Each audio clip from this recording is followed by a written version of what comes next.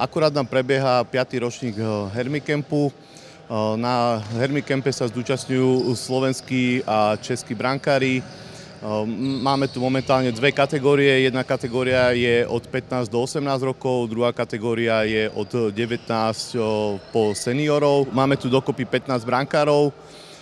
Ten počet sa každý rok zvyšuje, áno, k čomu sa veľmi teším, že je o tento kemp záujem. Kemp prebieha dvojfázovo, máme ráno tréningy od 9. do 11:30 a po obede od 17. do 19:30. Je to, jak som spomínal, rozdelené medzi tú mladšiu vekovú kategóriu a staršiu vekovú kategóriu. Okrem mňa sa na kempe venuje brankárom Dalibor Repa, je to bývalý slovenský reprezentačný brankár, ktorého som tento rok zavolal, aby mi s tým trošku pomohol.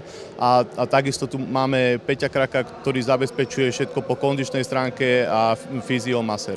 Ja som na kempe druhý rok, po minuloročnej premiére som sa tu vlastne prihlásil znova, pretože je tu Miňo, sú tu chlapci, je tu skvelá partia.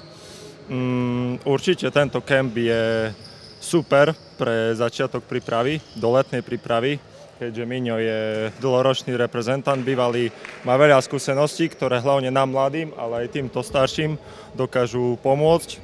Čiže preto tento kemp určite hodnotím pozitívne. Na tomto kempe som vlastne 4. rok, jeden rok som vynechal kvôli vlastne vyťaženosti v klube a osobne si myslím, že tento kemp je akože veľmi dobrý pre hráčov na prípravu vlastne do novej sezóny a nejak nám uľahčí ten vstup do tej prípravy v kluboch. Okrem tréningov tu máme napríklad aj dneska budeme absolvovať večer bowling, máme tu spoločnú opekačku, takisto budeme absolvovať na Orlíku beach volejbalový turnaj, ktorý si chceme zahrať na trošku spestrenie a hecovačky medzi chalaňmi.